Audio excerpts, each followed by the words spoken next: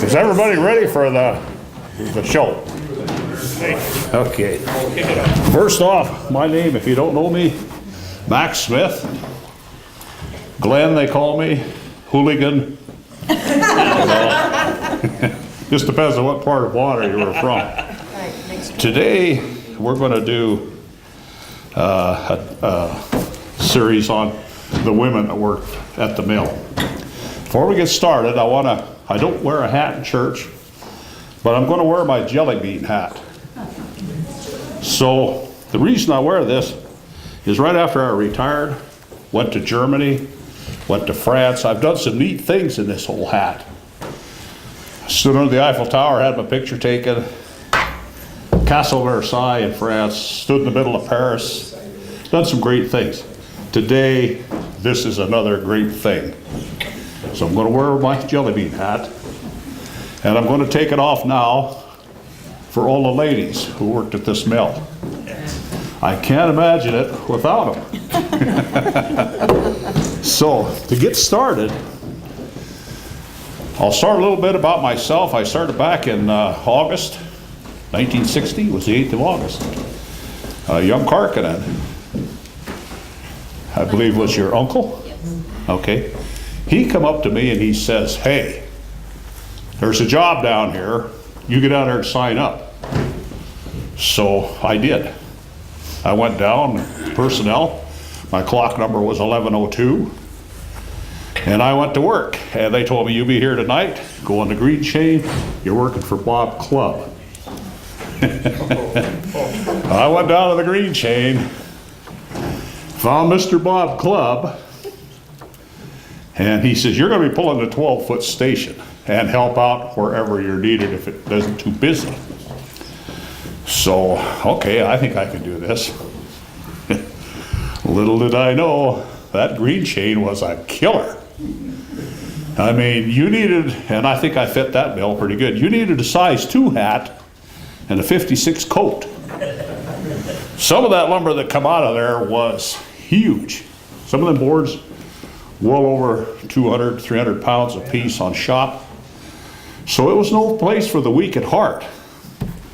So I'm down there and I'm thinking, oh God, get me through this shift and I won't ask for much else.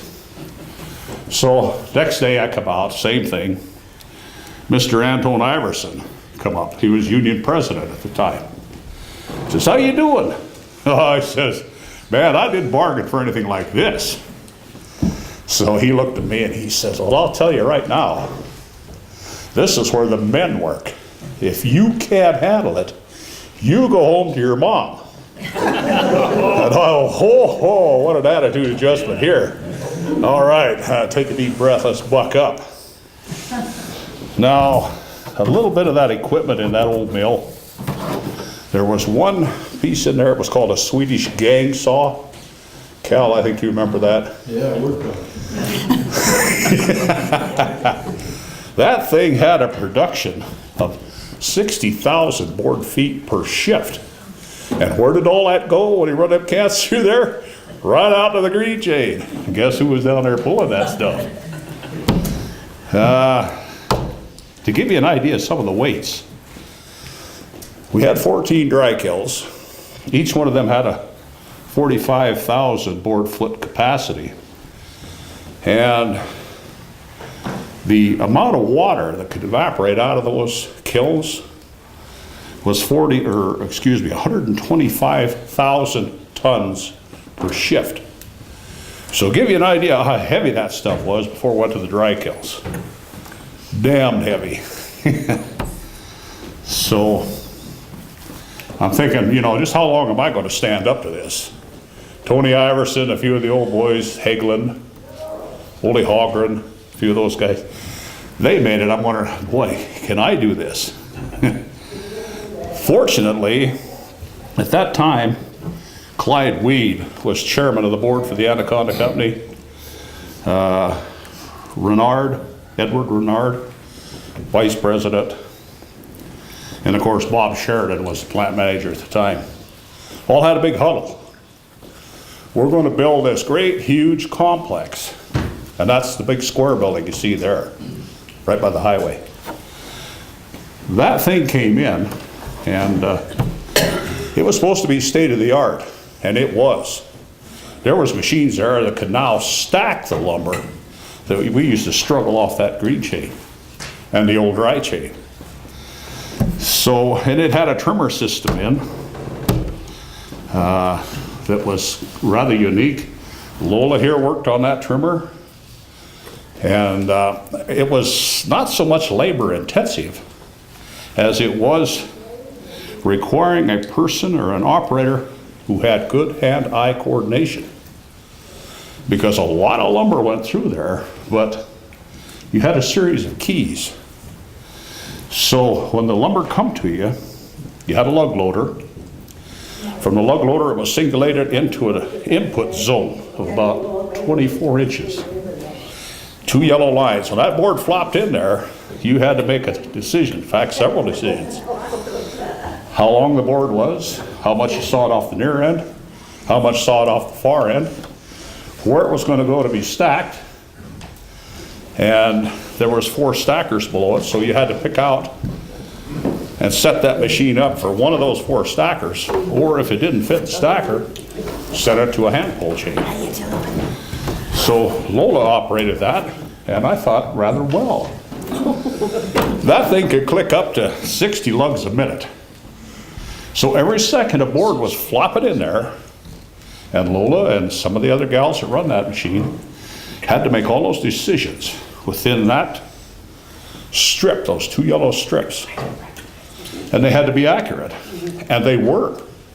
I went in after shift, later on I went into maintenance. Part of my job was to go through and see the quality of what we were producing. So I'd break a load down, right on the money, the right grade stamps, right lengths, everything was there. So that pointed out that you don't need a size 2 hat and a 56 coat. You need, at that time, you needed good hand-eye coordination. That also led into straddle buggy operator. Where's Sylvia? All right, Sylvia. Everybody know what a straddle buggy is? Yeah. Big, long-legged thing that drives completely over the top of a load of lumber, sets the shoes, lifts the load, and away you go, providing you got all the carrier bucks hooked. Yeah. Sylvia could run in there with that, right along with the best of any guy operator I ever saw. Pick those loads up and she transported them out of there.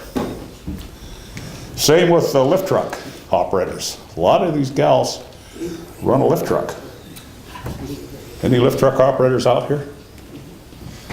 That took a lot of hand-eye coordination, but again, it didn't take this size 2 hat and 56 coat. It took good hand-eye coordination. Get the forks in, get the balance right, lift it. They had to consider centers of gravity, which way that load was to sit, going up a hill, down a hill, sideways on a hill. You don't want to tip that thing over. But they made those decisions every bit as good as the guys did. So anyway, we have the new square building. We got the state-of-the-art stacking machines, trimmers. We got some overhead cranes, which I run one for a good many years. Reminds me of a funny story. We had a little gal come in. I wish Joanne was here, or Lou. She was just a young gal, come on to the workforce learning how to stack lumber on a resort chain. And I thought, wouldn't it be funny if I got halfway up to my crane, wadded up a handful of big old snowballs, and pelt her with them. Because I could be safe. I'm halfway to my crane. There's a bunch of bracing and gussets up in the roof to protect me. So there's no way she can retaliate. Wrong. Should not have done that. I tossed that snowball down there, and that little gal was a slow pitch softball champion. She ran outside the building, grabbed up a wad of snowballs, and I don't think there was 1 square inch of my body mass that wasn't pelted. And I got down in the crane, and I had the window open about that far in the cab. And I think before I could realize what in the blazes happened, here's about another 100 pounds of snow coming through that window. So again, I had to reevaluate, don't mess with these gals. There are some things they are really good at, and if you have to find out the hard way, don't pick slow pitch champion. So anyway, we run the big square building, and we had a lot of fun. Hank, Sylvia, Lola, lots of gals worked in that. Joanne McDonald worked in there. We had a good time. This was a good crew. And then we started running to the end of the wire. That old building with those cranes, there was 3 cranes in there, each one weighed 65 ton, running back and forth until the old building creaked and started shifting, and their bolt holes in some of the gussets got a little bit egg-shaped. So it was real tough to keep those cranes and their tracks lined up and true. So we had wore out the machinery, we had wore out the building, and we had also sawed every big log we could lay hands on. Plywood plant come in. They needed big logs. Now traditionally a stud mill takes the tops and the smaller stuff that the plywood folks can't use. So here we are with a great big building. And where's Cal? Okay, if it had been for Cal, that sawmill as we had it towards the end there from 1988 to now, I don't think would ever got off the ground. That man put more work into that to make that work and make it produce, and it did produce. But now we've gone from sort of high-tech machines that don't need much physical labor, a lot of hand and eye coordination. Now we've got some, we're going to tie on a computer to them. We've got these programmable logic controllers that can be wired into that machine, several machines, and tell them to do A, B, C, D, whatever else was programmed in. Also, there was a series of scanners that could look at that damn log and activate a machine to turn it, to get the best cut, to cock it, and line it up for that end auger to grab, and then it was wham, bam. It went through there, and boards come out the back end, And I was called on one time to make a video for Whitey Heist. He wanted to see this plant when she run. So I made a video, and I have one shot in there I was real fond of. Sitting in the operator's chair of that end auger was Alice Yeager. She's got a hold of the controls. Now, Alice was going to go out, I think it was her anniversary or some special occasion. She was going to go out, so she just had a fresh manicure. Her nails looked perfect. And here's this lady with this beautiful hand running this machine that was just gobbling up logs like there was no tomorrow. So she pulled that off. She done good. Of course, there was a lot of other gals down in the plant. And that's why I take my jelly bean hat off to these ladies. They're pretty spectacular. Amen. And what they did out there. So with that, I'll turn it over to Lola a little bit if you want to tell how that trimmer run, or can you remember that? Well, what I'd like to say is Marge Bogus, Marion Benedict, and I were the first 3 women out there. Stand up, girls.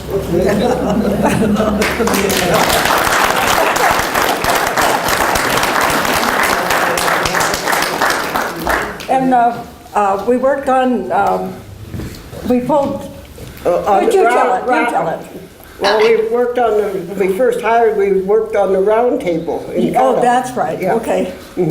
So, And then in the planer, where we worked on that, we pulled, you pulled on this one that's up there, run the stacker, didn't you? yeah, well, when we first started, We though, pulled on the dry chain. on the dry chain, Oh, yeah.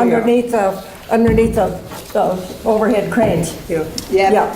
So, and then, where did you go from there? I had the worst nightmare learning how to band the packages coming in that automatic. All the banders. Yeah. Oh, yeah. I had one, the band break, and the whole machine hit me in the face, and I flipped back on my back, so it really hurt. So, oh no. Now you're on the spot. It was really fun working out there with those guys, and the guys in the overhead cranes, they gave us a bad time, but we got even. When they go to sleep, we'd go home from work and leave them sleeping up in their cranes, and we'd leave them up there. G. Donaldson. And no, it was really a fun experience and a lot of years of, and then I didn't work there very long, then I came back to plywood. And then I worked in plywood for 15 years, so, but in a lot of years there. You want to add something, girls? Well, you did good. So, I have a question. Can I ask a question? Sure. How did you happen to apply for a job there?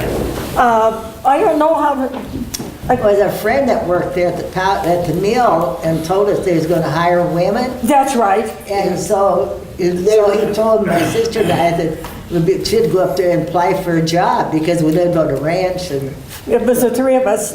And an interesting thing, my dad and their mother were good friends when they were young people, and he'd ride his horse from Beavertail Hill to Missoula to go up Miller Creek riding with them.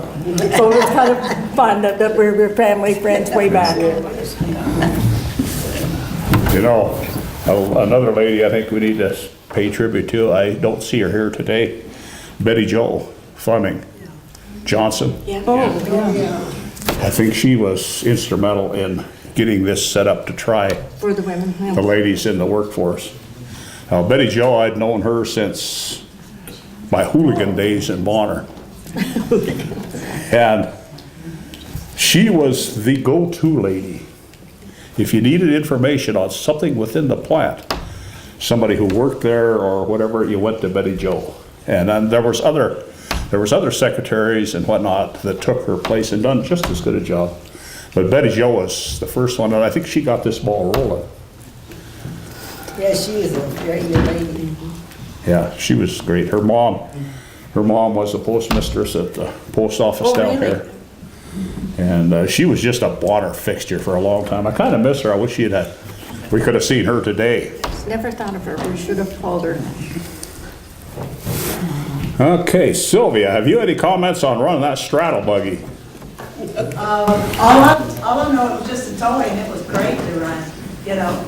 And I always liked machinery, but it really didn't have a head for most of it. But that straddle buggy was just fantastic. All right. Yes, sir. Somebody's gonna ask this eventually, did you have your own restrooms? Yeah.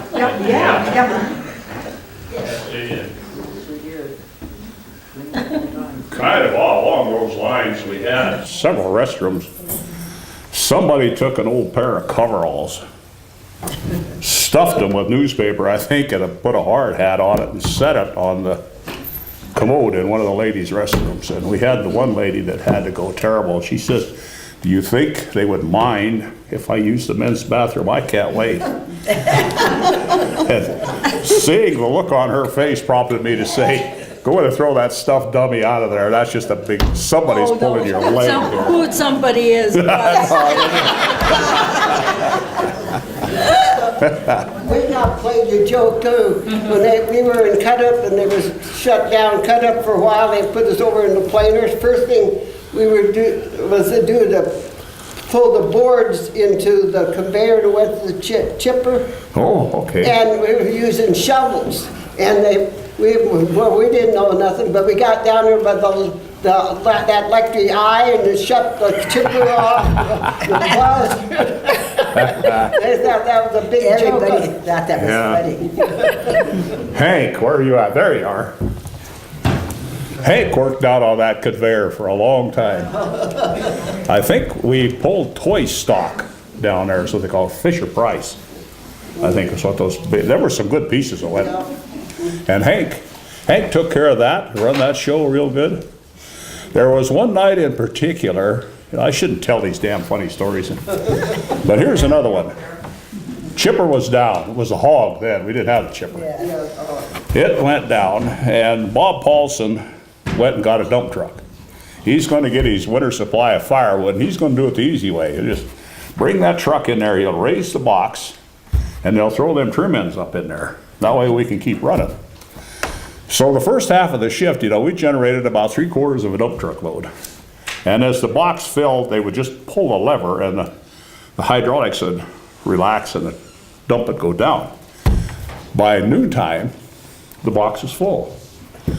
Get a hold of Paulson, tell him to get this daggone truck out of here.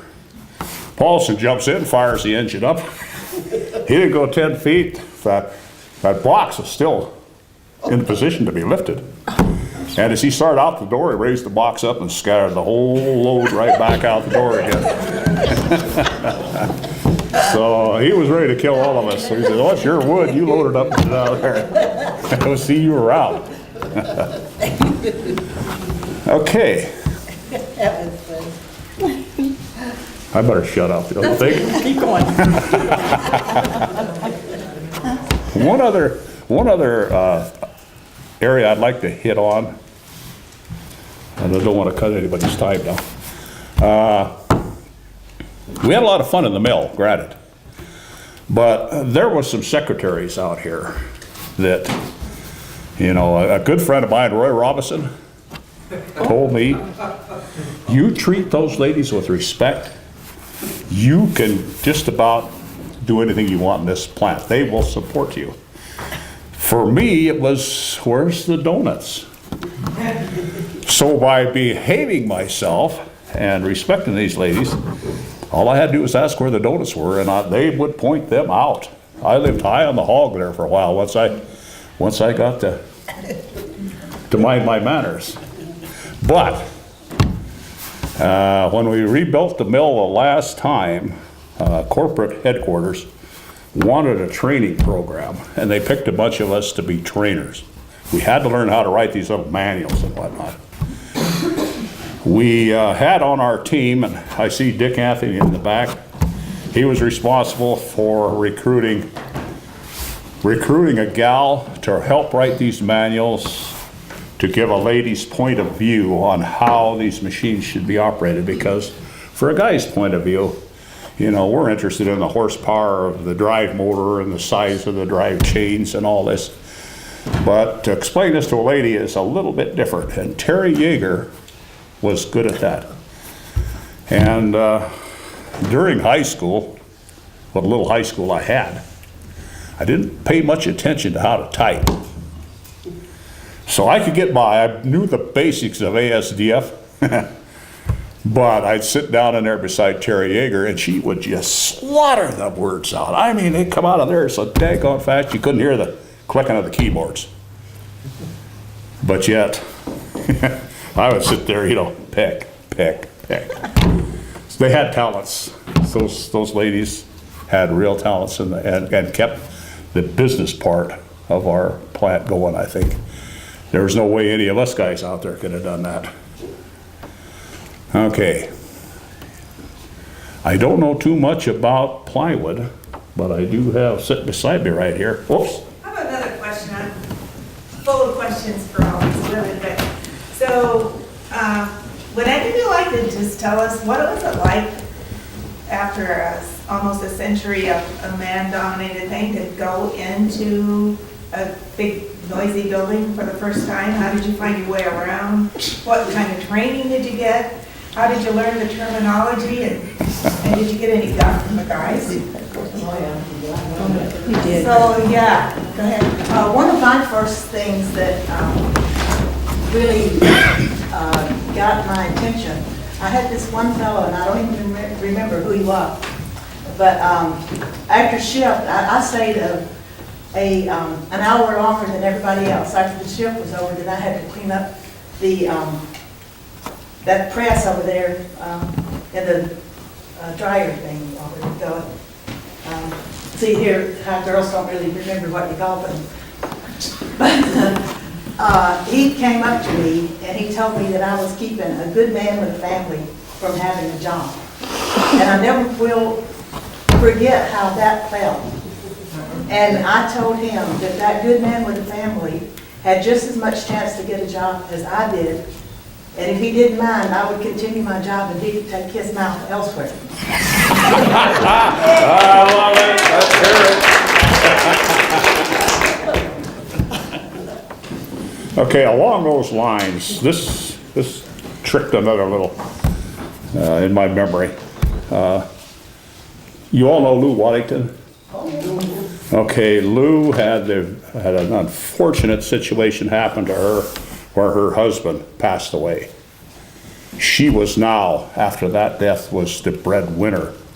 And I think Betty Jo helped get her, because now she had to step up to the plate. She had 3 kids, Mike, Eddie, and I can't remember the girl's name. Debbie. 3 girls she had to support. And I think she started out at the old box factory and then came to the planer. But while she was in the planer, there was never a day that went by that she didn't have some kind of story to tell us. And usually it was humorous. And one particular story I remember her telling was, I think she told Jim Willis and I the same story at the same time, sucked us both in. She says, hey, guess what? I got me a new boyfriend. And we says, well, Lou, that's fine, you know, really good. And she says, well, I don't know, he's moved in with me and I can't get the son of a gun to move out. Well, instantly I'm mad.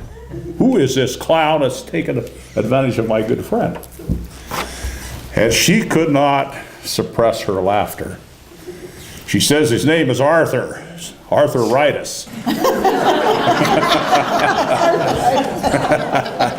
I was hoping Lou would be here to tell that story because she could tell that in such a way that put you in stitches. But I do remember the good old boys, like Judy said, this is a man's mill. What a load of crap. It was up until I think about the early 1960s. Once we remodeled and these newer machines come online, that old theory went out the window. And I shouldn't pick on the old timers. Some of these old boys are pretty good. But if we look at good old boys' attitudes, look in the Blackfoot River, in the bottom of that river now, that water's come down. This was, back in those days, if you come up with a good idea, why don't we bring those logs directly into the mill on a truck or a railroad car? Baloney, we've done it this way for the past hundreds of years. It's worked. There ain't no sense of changing. So and their attitudes are kind of like that. So every time I look in the bottom of the river, that thought hits my mind. It's a good thing that those old boys kind of got shoved aside and while progress took over. Well, I was going to tell you why we got hired in the first place. We hired just in the cut up at the round table, because none of the guys liked to stand here and put boards up here and there. And that's why they tried the women in that. It's such a tedious job. They didn't like it, and pretty soon the round table was just piled with wood all over, and they just stand there looking. Yeah, there was places out there where we needed both the men and the women. Now there were some jobs out there, like wrestling a big drive motor around or changing a heavy shaft or something. it didn't take a rocket scientist to know that a lady couldn't handle that, or a big piece of piping in Frank's case. Can I disagree with you there? Okay. Carrie Yeager, I don't know how many of you know her, but she was just a little bitty thing. Up on the log deck, she used to run that, and you go up there to help her wrestle those big logs around, she'd have nothing to do with it. You left her alone to do her job. All right, And Mr. she did a Terry. lot of that. That's right. Her mother, Alice, Calkin, boy, used to set the small log side, and I wasn't used to being around women in the mill, and we had our little sign languages for numbers. Well, I had to get her to set that canter at 8 inches. Well, this was 8. And you know that- and I'm sitting there, Alice, she said, go like that. So, you know,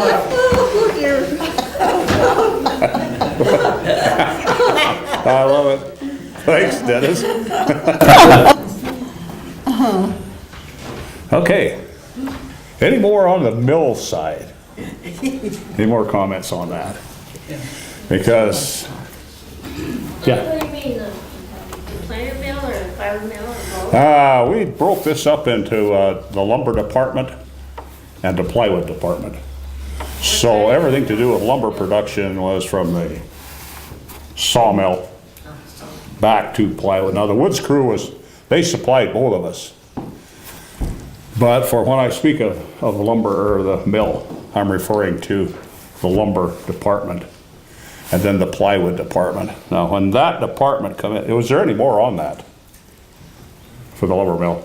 So I'll kind of shift gears and we'll get into plywood. So Here I am again, Glenn, but those of us who I don't know anything about the mill except the wonderful information I've learned from everybody in this room, but, so, being a woman, and I wouldn't know the name of any of the machinery anyway, but I want to know, what did you do when you got home? Did you, you get home, were you like mad, were you tired, were you bored? Well, you were tired. Tired. Yeah, you were tired. Tired. So when you went in there for the first time, who took you to where you were supposed to do and showed you how to do it? You didn't do nothing. You went there that night and you met a boss and they told you what to do.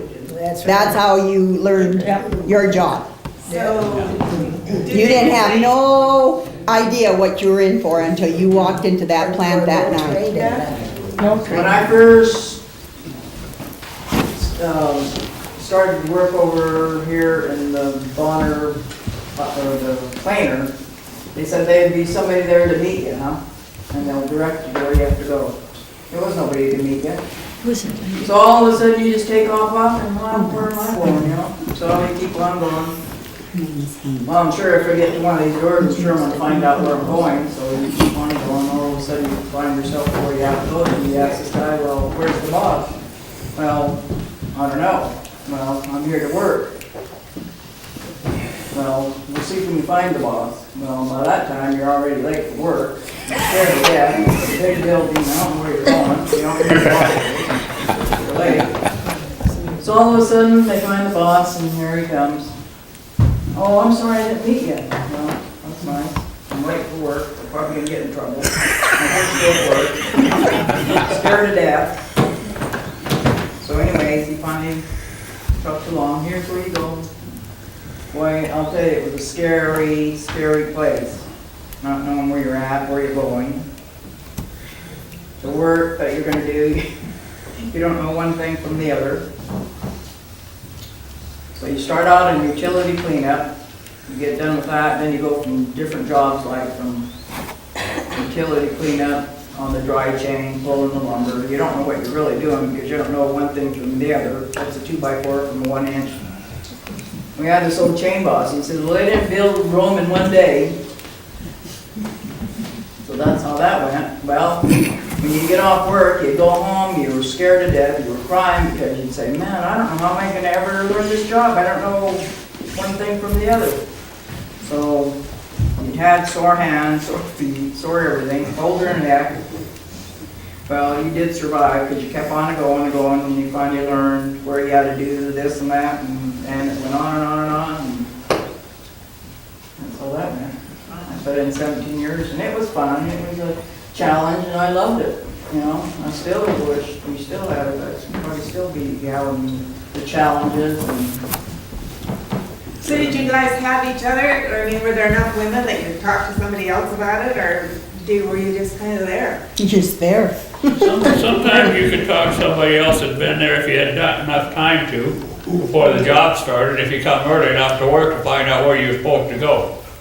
Quite often though, on-the-job training was maybe from 2 minutes to an hour, you know, at the most, but they put you on a job, that's what you're supposed to do.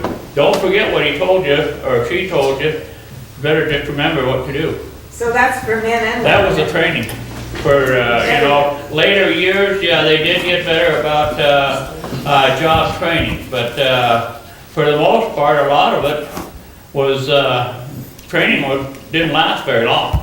You got started right now. You either learned it or you weren't gonna be Right. having a job. Might as well go home and stay there. Go back to mama, like he said.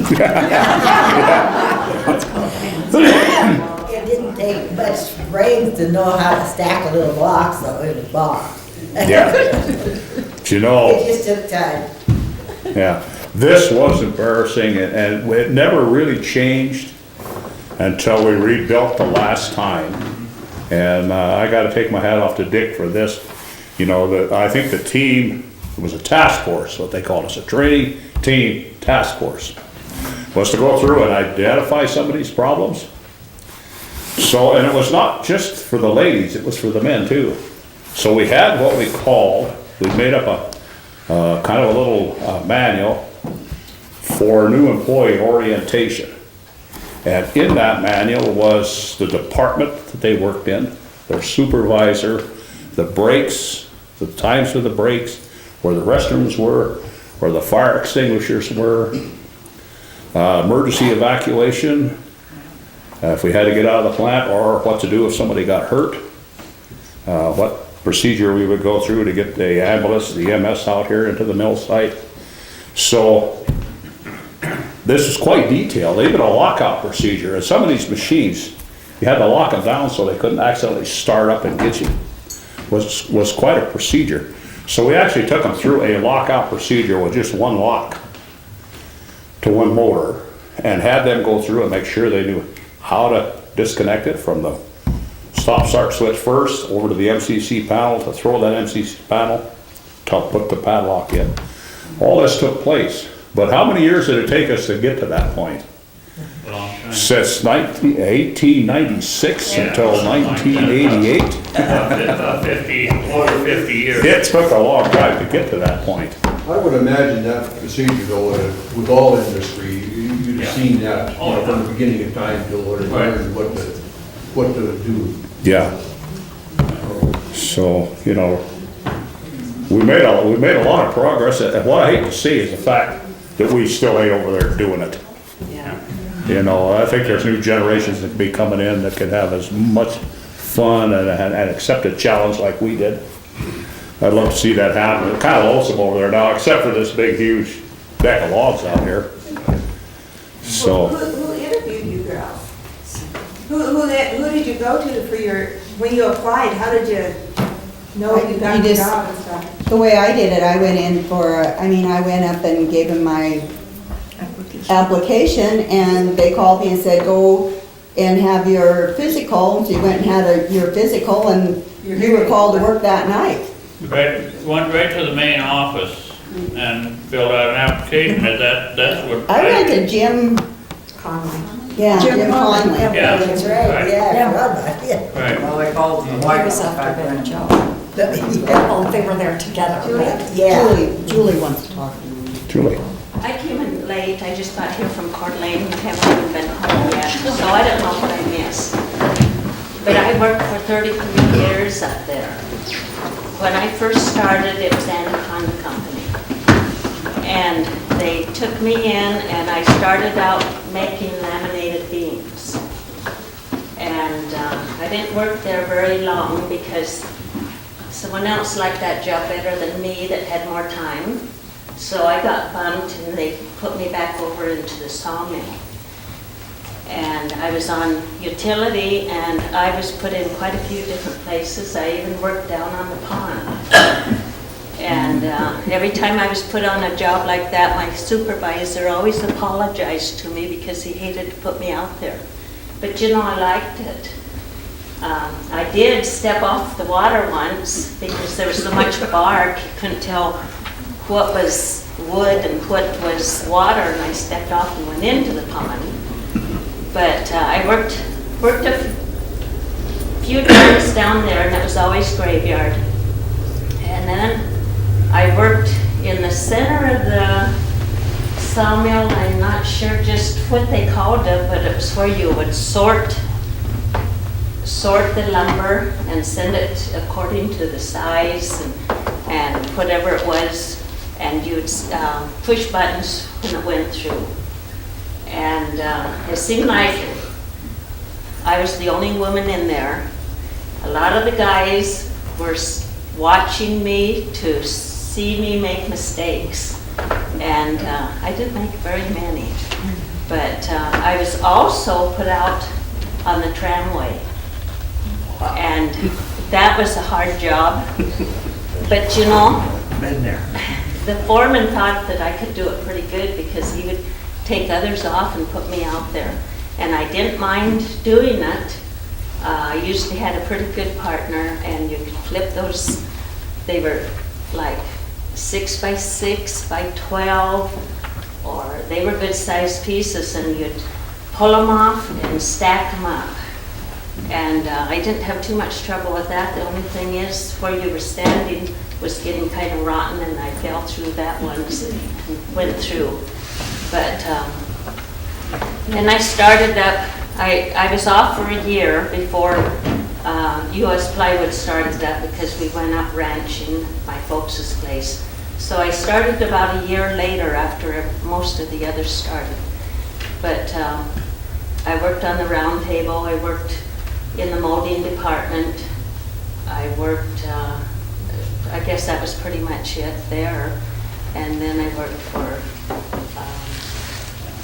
all the companies up to Stimson, and I really enjoyed it. Got to knowing a lot of people.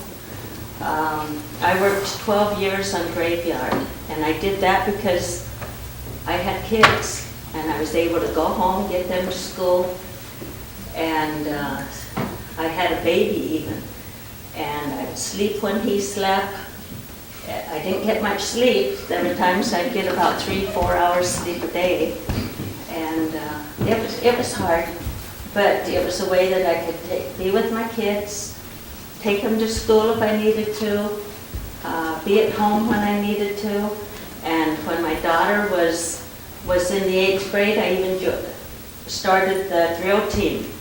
I'd go home from work, go up to the school, worked with the 8th grade, 7th and 8th grade girls, and I was able to do those things because I was working graveyard, and I liked it. Okay, didn't you run the lift truck over in Plywood for a while? Yes. Yes, I think you were one of the better operators. Oh, well, I don't know about that. Well, that's what Jim said anyway. I drove the lift truck, you know, quite a while, quite a few years. Yeah, you had a lot of experience on it. Yes. Yeah, she was the kind of lady we went to if we had a question on operating procedure. She was one that always came up because of her, you know, her time on that lift. Is that a job she could do while being pregnant? No.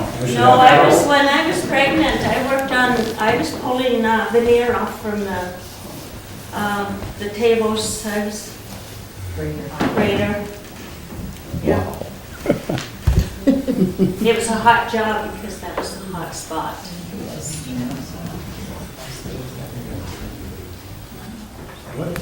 What was the actual hire date of the first women when they first started out there? It was in June 68? of 68. 68, yeah. Yeah, 68? Yeah. I think so, yeah. Yeah, because it was, rumors were flying about the big remodel for the square buildings that we have. And boy, there was all kinds of rumors.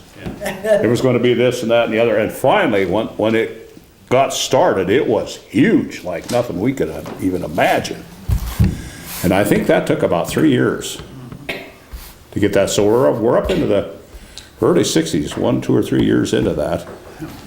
And then, you know, when Lou had that unfortunate situation with her husband, I think it was about 68 when she came in.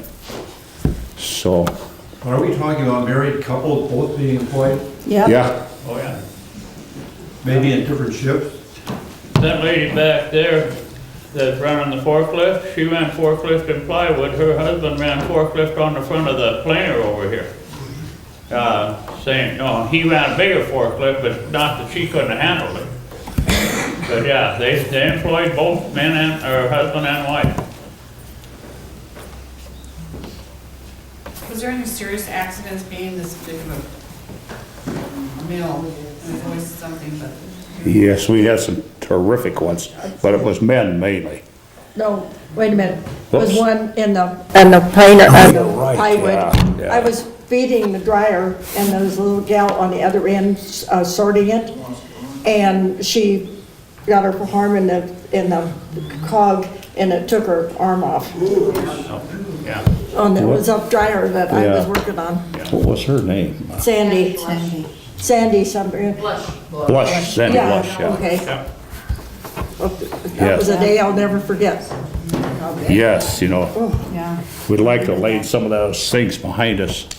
And I think we made it a serious attempt towards the end. But boy, there for a while, we did have a wildcat strike. I don't want to get into that too much. But it got to the point to where it literally came to that. And I wish some of our nurses could be out here because they in turn helped turn that around. They set up a emergency, let's say that plant was to get hit with a terrorist or something. They had plans in place. They coordinated with the hospital, civil defense. They had a really elaborate, well-working plan. But it didn't happen until after we had hurt so many people in that sawmill and other places in the plant before we finally got to that point. I'm kind of proud of those gals for what they did. Helen Homme, for one, what a grand lady she was. How long have you, 33 years is a wonderful career at any job. How about the rest of you? Did you work long periods of time there as well? I worked 12 43 years. and a half years. 15. 17. We only worked about 4. Yeah. We worked for Anaconda. Well, I worked 4 to start with, then I came back and went to plywood, and that was 15 more. That's a long time. Yeah. That's a long time. How about some of the rest? 33. 43 years. 33? What Jim These had. are numbers you don't want to hear. Jim, how many? How many? Hey, Jimmy, how many did you have? 43 today. 43? I had 45. When I worked, man. Boy, you got me on that one. I love it. Okay. And we have to know what some of the pranks were because at the History Center, we get these stories. So I know Hank has a few, but I don't know if she wants to share, but that putting the wood. Oh, putting those men's in that guy's truck. Yeah. Do you want to tell that Well, story? he says, I won't say his name. I probably did, but I don't know.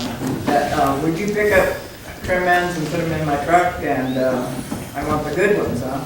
Okay. Not too much pitch, just a little, not much. And so, you know, that old saying, what goes around comes around? Well, well, I got using with him. I'd get the trim ends and then I'd put the good ones here and then in the middle I'd put the really pitchy ones and then I'd turn them upside down and really have a lot of pitch. And I'd put them on the driver's side because when he got in, he could move them wherever. And he wore cowboy boots and slacks and the western type thing, huh? So So when he got in the truck, he'd slide those over well in, and all that pitch was there. He'd say, the next time, would you not get so much pitch? I said, well, hey, these boards have a lot of pitch, what do you want me to do about it? No, I don't want a lot of pitch, he said, okay. So I tried not to, it was kind of hard not to. Oh, So that- you gotta tell us his name, because we wanna have a good laugh. AB. He ain't here. If he was, we promise he won't beat you up. I ain't afraid of him anyway. Well, I didn't think so. So how about the rest of you? Are there other things, we don't have to name names, like ways that you kind of equalize the playing field a little bit?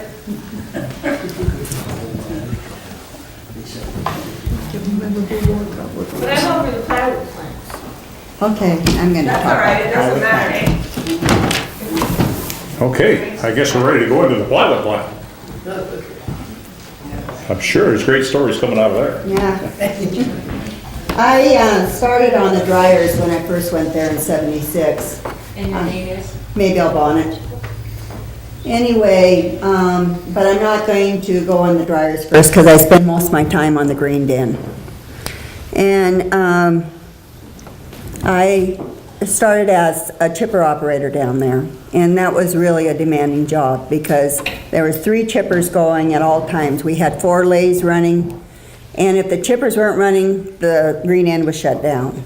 So, I mean, you really had to be on your toes, and you really had to run underneath these chains because the lathes were over, these great big belts were coming from the lathes over the top of you. So, and when the chipper would go down, you'd have to run and shut all the lathes off. So, I mean, it was just constantly run back and forth, keeping everything going. So anyway, I did that, and then they broke me in as the clipper spotter, and that was the sheets of veneer would come from the lathes, and you would sort them out, and if the wood was bad, then you clipped it in spots, and they were from any random lengths from the big boards were 54 inches wide. Then they went to 27, and then it was like fishtail, and they were random pieces.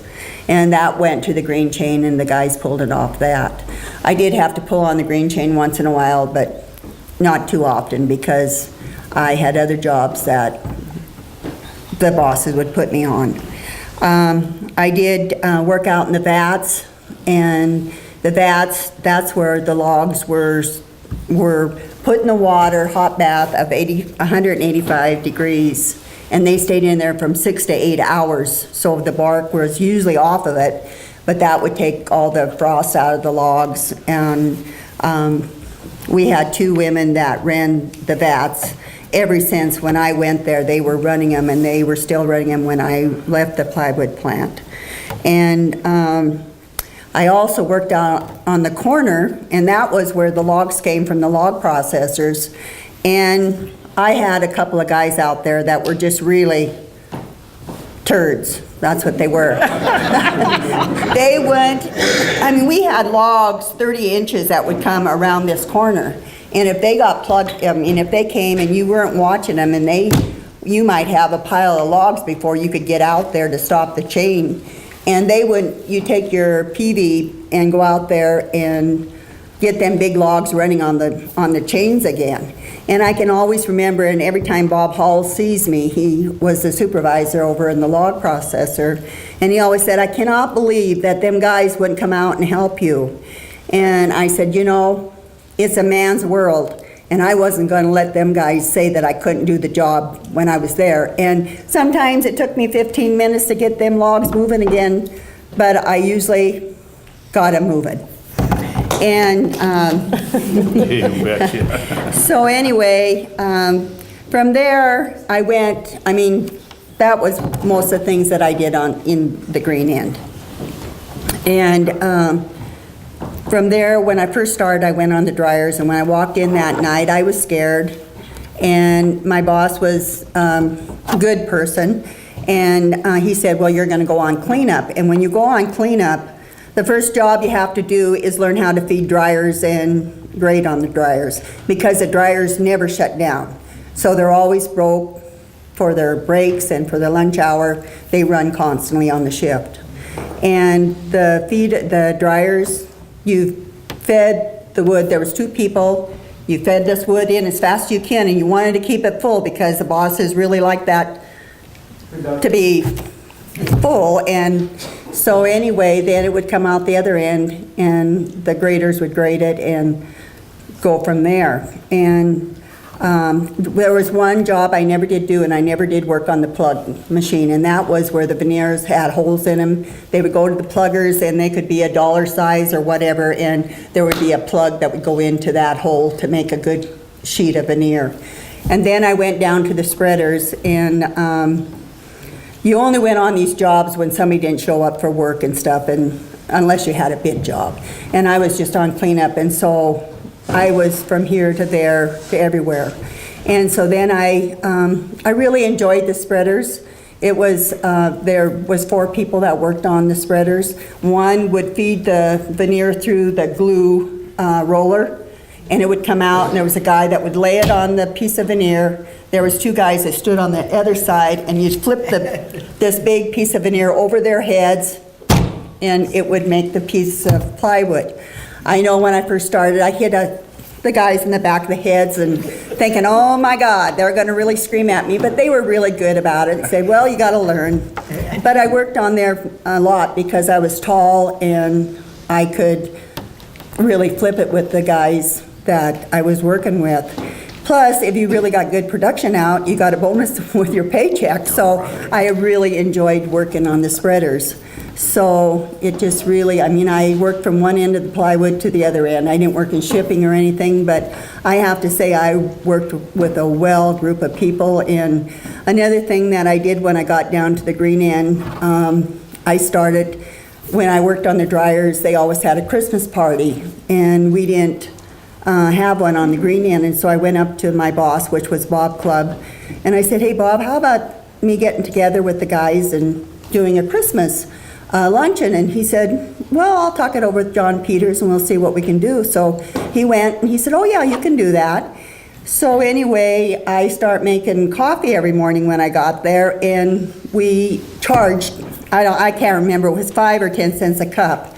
And that would always supply our silverware, our paper plates, and our meat for our Christmas luncheon. The guys, their wives were so good about bringing, different potlucks and stuff, and we just had a really good time. And I have to say, I really enjoyed working at the plywood, and I had really good bosses, and I had a really good, I think that women really got respect from the men too. If you showed that you really were willing to work with them, they respected you for what you did. So.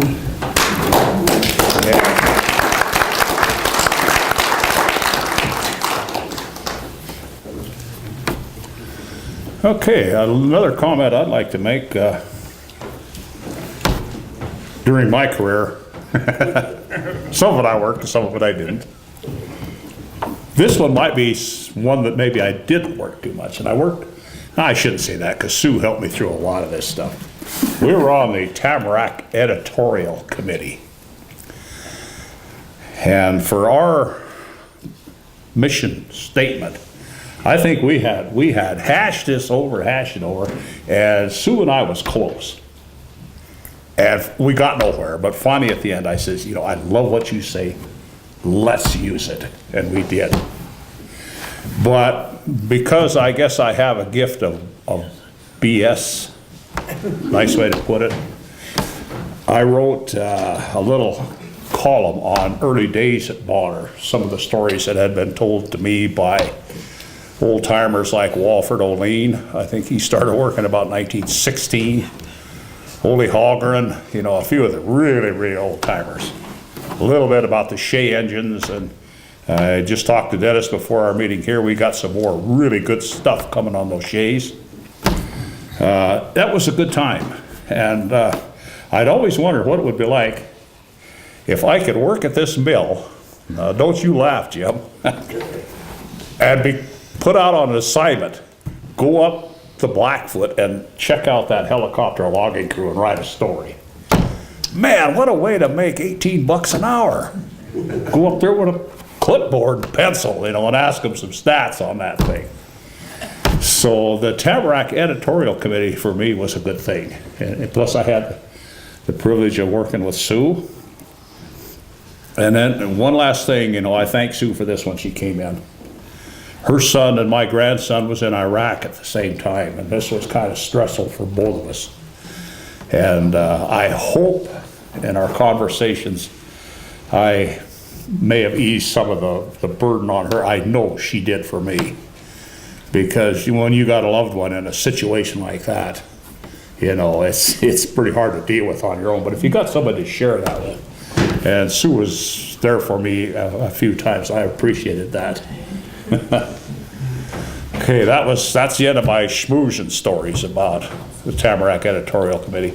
But there was a lot of chances for people to step into something above or beyond just going to work.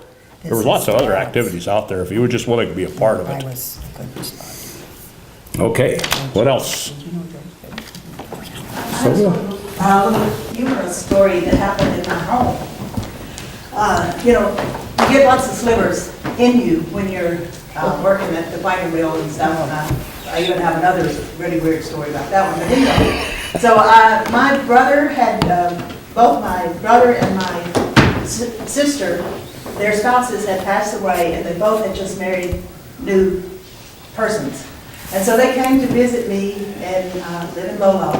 And I was off the shift for the weekend and everything, so I was sitting on the hearth, and they were sitting around the corner and stuff, and visiting and the whole thing. And so, like, the new brother-in-law says, "Oh, it's so pitiful that you have to work at a place like that." And that was sort of the deal, kind of it was. And so I was feeling my hand a little bit, and I happened to just pull out a sliver about that long. I guess it had gone in like acupuncture or something, because I didn't feel it or anything, and it just pulled out. And they just almost fainted. And my husband had the classic thing to say. He says, "How else do we get our kindling?" Outstanding. Frank, you have. Well, I was just going to say something about a group of ladies that are here today that we kind of missed so far as all the secretaries that we have here today. I think about 5 of them or 6 of them.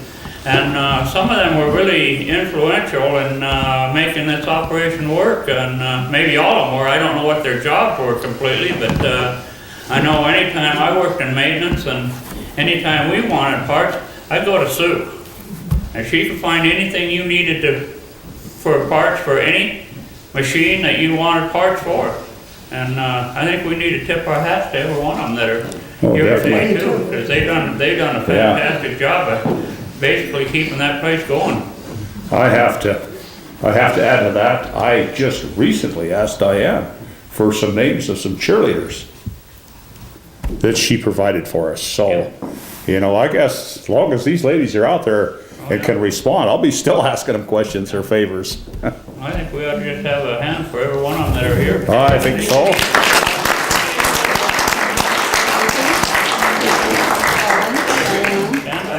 So we know who you are. Glenn, Sue and Dorothy are supposed to also. They're gonna talk. Sue and These two are gonna Dorothy are talk. supposed to. Yeah. They're supposed, yeah, they're gonna talk. Huh? These two are gonna talk. Oh, they are going to talk to us today? Oh, okay, I didn't know that. What? All right, good, because I thought they were being left out the time to get No. on there. So. That's what Jim told me, they were gonna talk. Okay. My name is Sue Hogan. When I started at the mill, I was Sue Jazenka. It was back in 1979. And my father was working out at the mill at that time, my brother. And I had recently graduated from high school, and I get a phone call from my cousin, Diane Karkinen Hendricks, saying, "Would you be interested in working at the mill?" And I thought, well, maybe. And she says, well, they're going to be firing at that time, who was our town runner. At that time, we used to have Twin Creeks Logging. We had the pulp mill out of Frenchtown. And she said, he's been a really bad driver. He's wrecked the car about 7 or 8 times, and they're going to be looking for a town runner. So I came in the next day, I got a phone call that night from her boss saying, would you be interested? So I came in for an interview, and I was called that night and said, start tomorrow. So I thought, okay, I'm not even sure what I'm doing, but I'll start. And I come to work the next morning to be the town runner, and it turns out the town runner who had wrecked the car 7 or 8 times didn't even know he was getting fired. And I had a crush on him in high school, so here So for a week, he found out that morning he wasn't going to be the town runner anymore, I was going to take his place.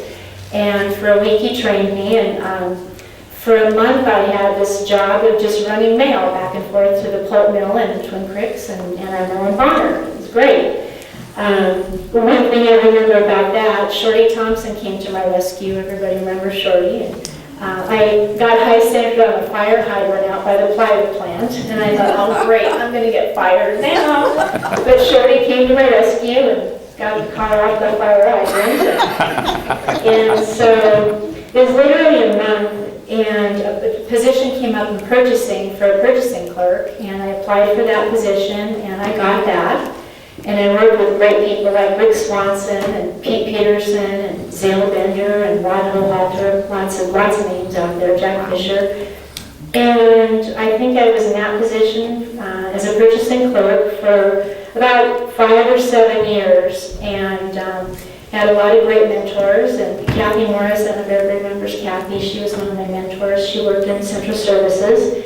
But we worked in the old brick building, the old purchasing and inventory system, and it was amazing because everybody came through that department, Central Services. It was just kind of the hub of the mill, and it was a very fascinating job. But Kathy was awarded a position in purchasing, and they needed somebody to take her place, so I applied for that position and got that. And so for about another 7 years, I was in Central Services and still in purchasing. And we saw a lot of changes then too. I think I started with Jack Fisher, Stan Road came in, and then Dick Schreiber. And so then pretty much worked on purchasing and Central Services, and then they came in and announced that Champion was selling out to Stimson Lumber. And really, none of us knew who was still going to have a job, literally until the day before Stimson came in to take over. And I was very fortunate because Zale Bender was just offered the position of purchasing manager, and he was given a pool of about 11 to 13 people to continue. Actually, there was 11 to 13 people between purchasing in Libby and Bonner.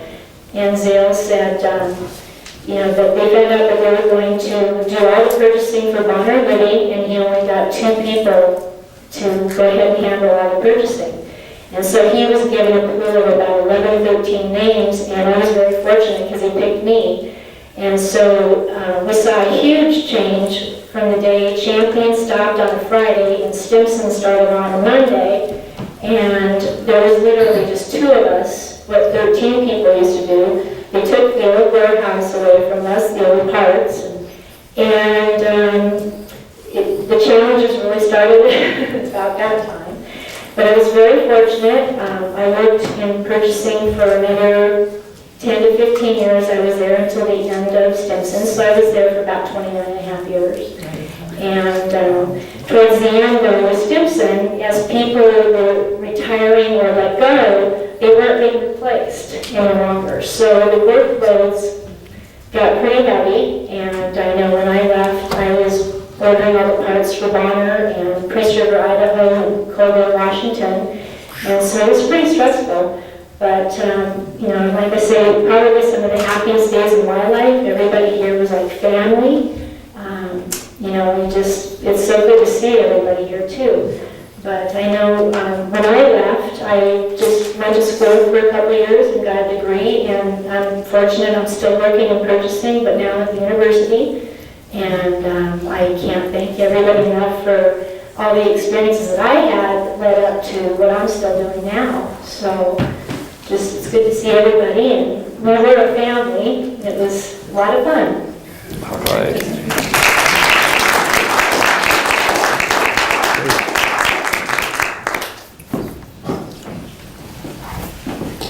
Okay, my name is Dorothy Erickson, and I started at the mill in 1969, right out of high school. They hired me as an invoice clerk, and over the years I worked my way up into the accounting department. Went to school with Richard Anthony, and talk about family. The one thing I found out not too long after I started at that mill is there's a lot of people related in that mill, so be careful what you're saying. Helen Petroff, I see her here today. She was one of the secretaries when I started there. I put in 36 and a half years at the mill, and when you gals talked about how scared you were when you first started your jobs, I was equally scared. Right out of high school, it was my first big job. George Neff was the general manager, and Jim McClafferty was the controller, and Betty Jo Johnson marched me through that door of that main office, and I was so scared I was shaking in my shoes. And but I enjoyed all the years I had with the mill. I ended up, my last 3 years, I was put in the scale shack. And by the time they finally closed the mill, I was pretty much ready to go. I worked for Anaconda for a year, and then U.S. Plywood hired me on when they took over in 1972. And I worked under 6 general managers and only about 3 controllers, so they actually lasted longer than the general managers. I don't know what else. When they talk about family, the hardest part of leaving when I left was all the people that you had worked with all those years. Rick Swanson, Dick Anthony, Cal Bonnet, Jimmy Willis, Lefty Pleasant, all of the, and the thing that was so interesting is when I first started there, is that it was family members that worked out there. At times there were like 3 generations, and they talked about their grandparents that had worked there, and I just think that's really special, and I think that's something that you don't see anymore. I did find another job. I was doubtful. I was 57 years old when I left that mill. I hadn't been on an interview in 36 years, and things had changed. So I thought, well, I'm too young to retire, but I almost felt that like I was too old to start over. And I went on a few interviews, and finally I did go on an interview for the state of Montana, and I now work for Child Protective Services, and I love it. It's a whole different world, and I feel fortunate that I was able to spend that kind of time in one place. And I'm sure, Diana, you have some things you'd like to say. Diana worked in the office with us too for many, many years. Well, the best thing that happened to me was I met my husband at the mill, like a lot of us did. That's right. We're still married after 27 years. I started out in the land department as a secretary when the secretary went on leave, and when she came back, I went over to the plywood plant. I did production reporting for the plywood plant until the day I left, practically, along with payroll. I had a great time in plywood. I can remember one funny story though. A supervisor used to give us a hard time all the time, and so my friend and I that worked there, Jairus, decided we were going to fix him, and he used to ride his motorcycle to the plant. And we took 3 or 4 cans of silly string during a break and went outside and silly stringed his Honda or whatever it was. And after that, he would park it inside the shipping department and ride on the railroad tracks. But yeah, I had a lot of good years there. And I worked up until I left 7 years ago with Stimson. My job was going to move to Coeur d'Alene, and I decided, no, I'm not moving. My son at that time was a high school senior, and I wasn't going to do that to him. So the ladies and I, when we go to lunch, we'd say, wouldn't the secretary job at the school be fun instead of working around a bunch of grumpy old men? And when you know, that's the job that I have today, and I've had it for 7 years, and I really enjoy it. I grew up in Bonner, and I never really moved away. I'm still here. Cool, another Bonner kid.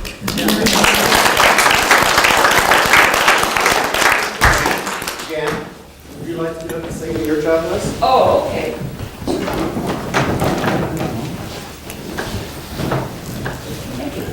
My name's Jan Pelson Anthony, and I started in June of 1983, working in the plywood office, or in the main office at the White House, doing plywood production, and did that from June until about November, and then I went up to the scale shack for 3 months on graveyard, and that was when we were getting log loads up to about 300 plus a day.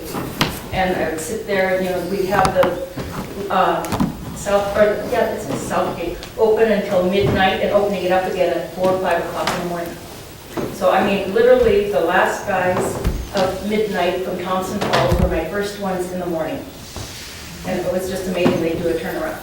But anyway, they decided, since I was working graveyard, that it'd be good for me to do the plywood production reports back at the White House on graveyard. And that's where I was for 9 years on graveyard in the White House by myself. And the guards would come down every 2 hours and just keep an eye on me and see if there anything was going on. And there were a couple deputy sheriffs that would drop in once in a while, have a cup of coffee, and like they said, they were really surprised to think that they let a company let somebody work alone by themselves, let alone a woman. And I had a couple instances where, you know, like, they thought there was a peace and calm one night, but that turned out to be basically. But another night, there had been a sonic boom earlier in the day. I remember that well because I was asleep. But anyway, that night, I went to work, and it was about midnight, 1 o'clock in the morning, and I heard this awful sound upstairs, like somebody had crashed in through the door. And so I was on my beeper to the main gate to get somebody right over there. So, and I crept over to the door at the basement, because that's where my office was, and the guard hurried up and came, and we snuck up the stairs, and you could hear this. We started in the front and went to every room. We got to Paul Van Gordon's office, and the ceiling had fallen. Because it had a suspended ceiling, and it hadn't been done but maybe 6 months earlier, but it had fallen. So, like I said, but it was a fun time to work out there, and like I said, even on graveyard. And I tried to walk back and forth from the main office over to plywood, take my reports over in the morning. I'd also, you know, for several years ran the monthly reports, the bi-monthly reports, and the statements for payroll, and have them, I distribute them along the way. I go over and see Jim Willis sometimes in the mornings with his sawmill reports, and wherever else. And these other men, like Ray Robinson or Mr. Willis, would come over early in the morning to pick up things. Or, like I say, some mornings I go out to the scale shack early and open up the scale shack. If Lisa Shaw was running a little late, which is another story. The morning that she was pregnant with her first baby, she called at midnight. She was waiting for her husband to come and get her, and he was on a dairy route. And so we were back and forth on the phone. And so I went out and opened up the scale at 5. And I was talking to Lisa every hour type of thing. And then come about 6 o'clock, her husband still hadn't showed up. So I called our boss at the time, Steve Earhart, to ask him if he would go get Lisa and take her to the hospital. He said no certain terms was he going to pick her up. Okay. But, and then about an hour later, her sister came by, who worked out in plywood. And I ran her down, you know, standing there, you know, she saw her out there. So you better go pick up Lisa. And 20 minutes later, she delivered her baby. Like I said, it was an interesting time. I guess I could go on with many stories of working graveyard in the White House out there. It was a fun time. I left when Stimson sold out, and I went to nursing school, and I work for the Veterans Administration as a nurse now. And I see many old timers that come in our clinic. And it's been fun to take care of them for the last 10 plus years. Wow. It's a privilege. Whoa.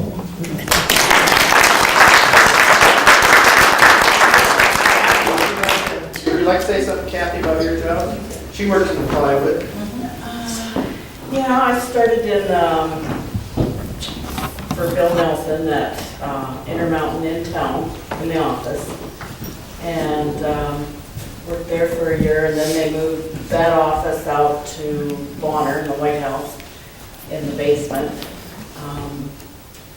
We were just doing data entry and purchasing, I guess. And then I decided I needed more money, so I went out into the mail. And worked there 14 years. So a total of 16 for Champion. And it was good.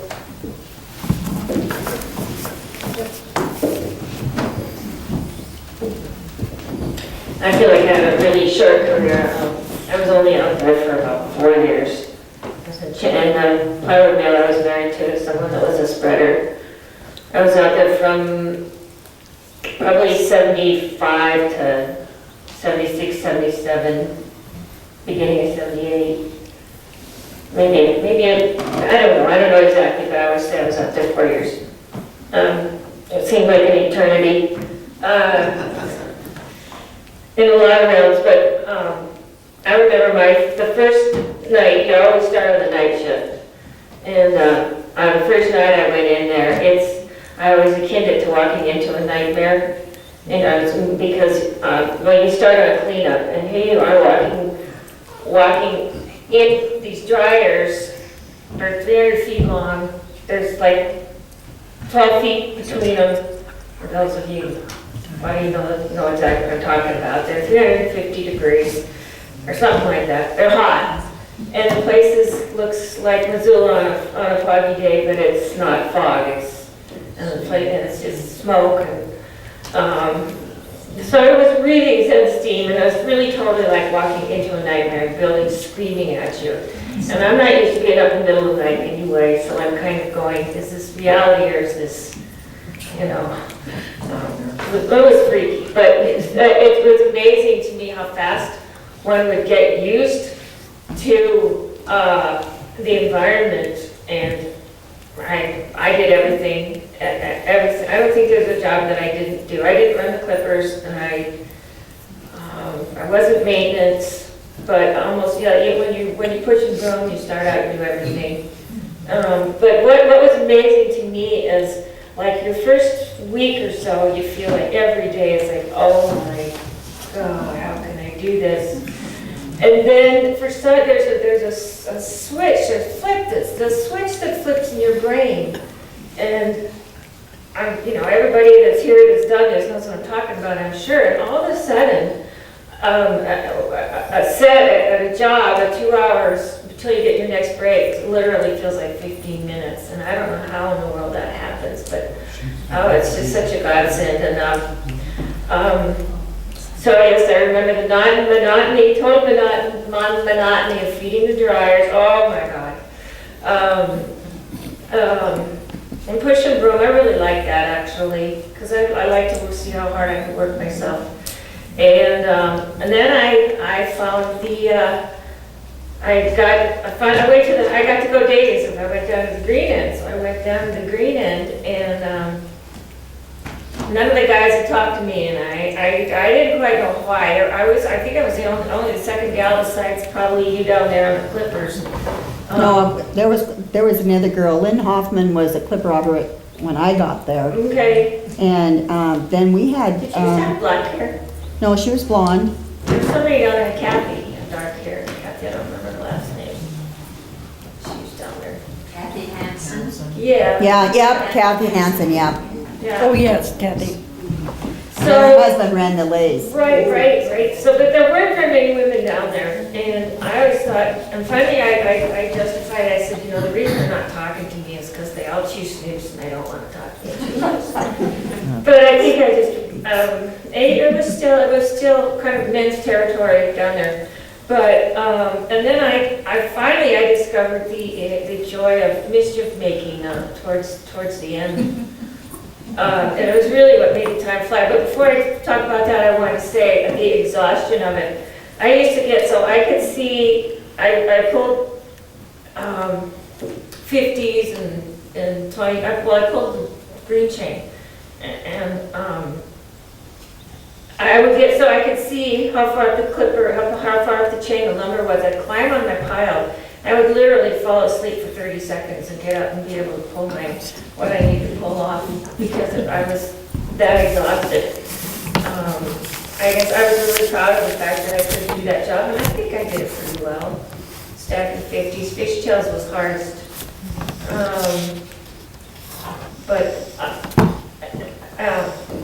The mischievous part is I finally got over on the mischievous chain over on the, I don't know what it was, the north wall, I guess.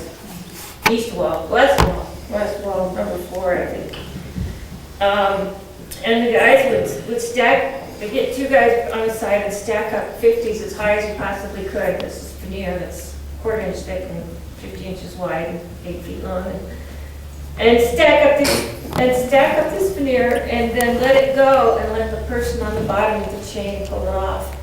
And the trick is to get on the bottom one, you slide the bottom one, you just put a little slit in it and you slide it under the chain. And so when the guy goes to pull off his whole stack, the whole stack explodes and it ends up in the chipper, in the belt going back to the chipper, and then they have to get. But I got involved in that, and it kind of made the time fly. And there was some, you could stack a pile of 27s by yourself, and I could do that, and the guys were busy playing, doing whatever they were doing. And they were getting, I mean, they just wouldn't believe that I could do something like that. So they were just all getting mad at each other. It took a long time to figure out that I was actually doing my share of making it impossible to pull off the wood off the chain.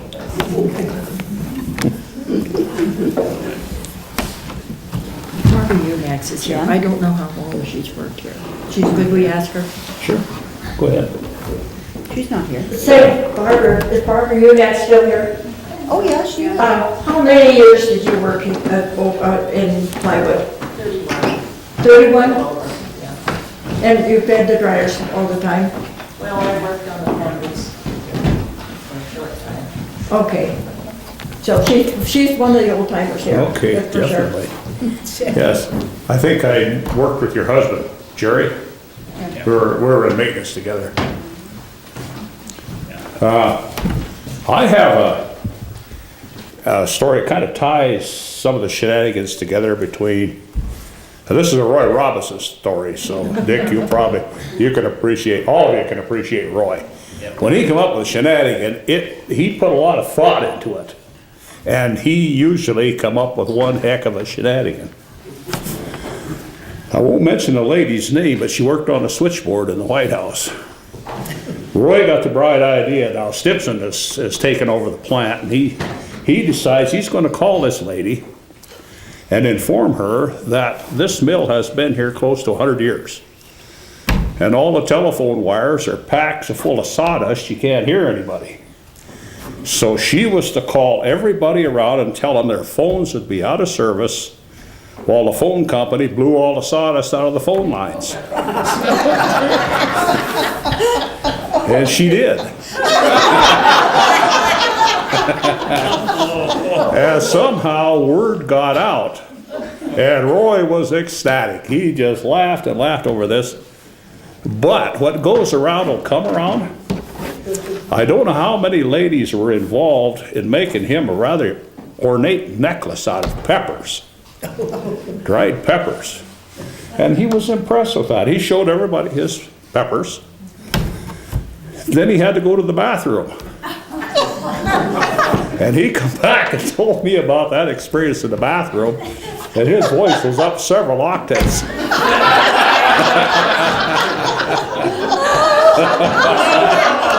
So, you want to be real careful on if you're pulling a shenanigan. What goes around could come around, and in Roy's case, it came around. So, I had to tell that one. Dick. It didn't take very long on blowing the lines, because we were sitting down in the planer shipping office in the middle of a conversation, when all of a sudden he picks the phone up and calls Mary Ann. I'm sitting there, and he told her this story about blowing the lines.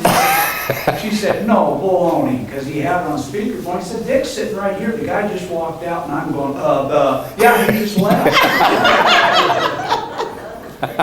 Well, it was about, I don't know, half hour, 45 minutes later, the plant manager calls down to the planer shipping and asked Roy, what the hell are you guys smoking down there? One of our better moments. Okay, anybody else got a good shenanigan story? I just want to say Cal was supervisor when I was down there in the community. I don't know if you remember me, but I remember you. You never worked on the green end, in the plywood? Oh, you did? Was there another cow? There was another cow then. Must have been, because I never did work over in the plywood. Cal Johnson was. I got Cal a Johnson, little- okay. little story. We had a women's bathroom down in the basement. And I don't know if Cal remembers this, but I had a mouse. I threw it in the door, closed it, and the ladies were in there taking a break.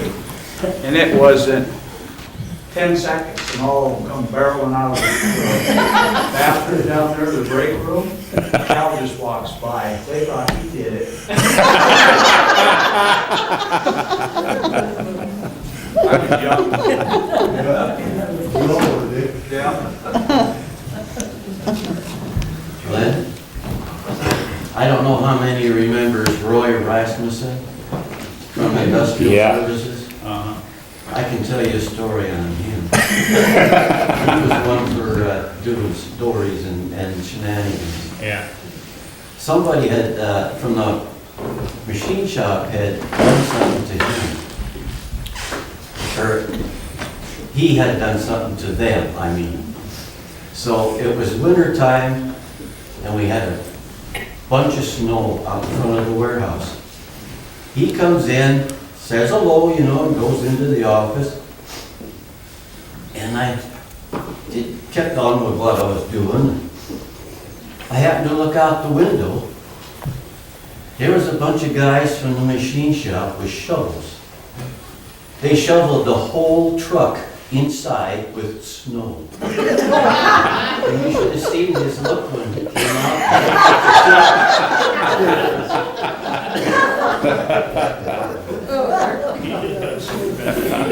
That would have been a shock. I got time for another one. Whoops, yes, go ahead. Yeah, well, from the woods, we didn't have many women up there. We had the secretary in the office, but we did have Robin Lamley. She was our parts girl in the warehouse. And her little thing at Twin Creeks, everybody asked, she said, I work at the cat house at Twin Creeks. Which the warehouse was at the cat shop. And through the union, we had a bidding process. If a job come open, you could bid a job. Well, there was one job come open, and through the union contract, you had about 5 days if you want to take a job. If you didn't like it, you could go back to the job.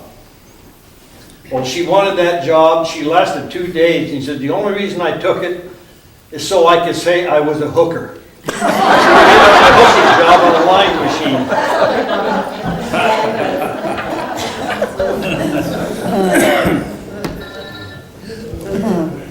Excellent.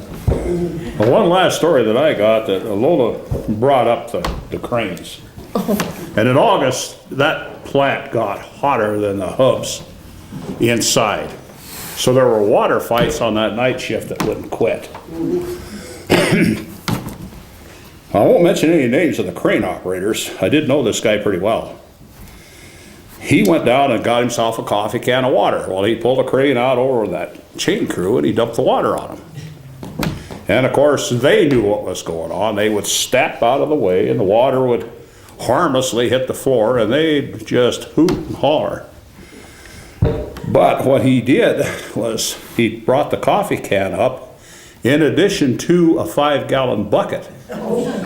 So he'd very ceremoniously dump the coffee can out and they'd say, ah, you missed, you know, what a dummy. And then he kicked that 5-gallon bucket out and just literally drowned that crew. So I think we could probably spend the whole evening here telling shenanigans about what on out that mill. You know, what happened out there. I work in the shipping office, and I used to get quite a bit of mail from the main office, and I brought someone out of here if anybody would like to see it, the kind of mail I got. Great. I was going to give it to one of the secretaries, but she didn't show up. Oh. If anybody would like to see it, they're certainly welcome to. Okay. Do we have any more on the mill? Any more ladies got some good stories they can tell us? Go ahead. I had nothing to do with the mill, but I'd like to know that when the whistle blew at the end of a shift, was there equality in the bellying up to the bar?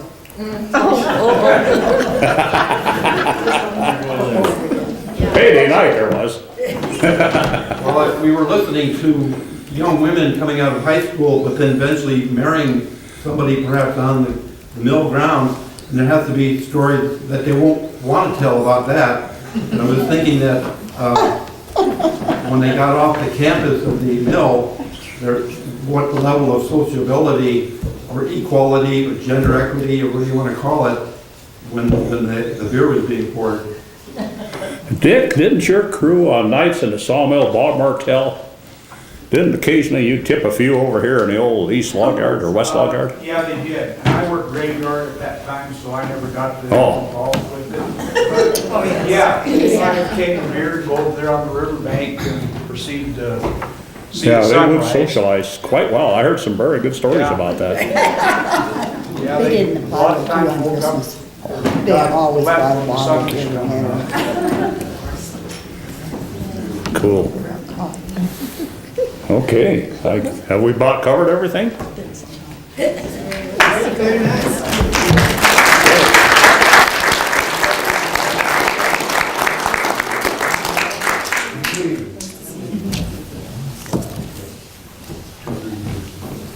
Well, I'd like to thank all the women who came out.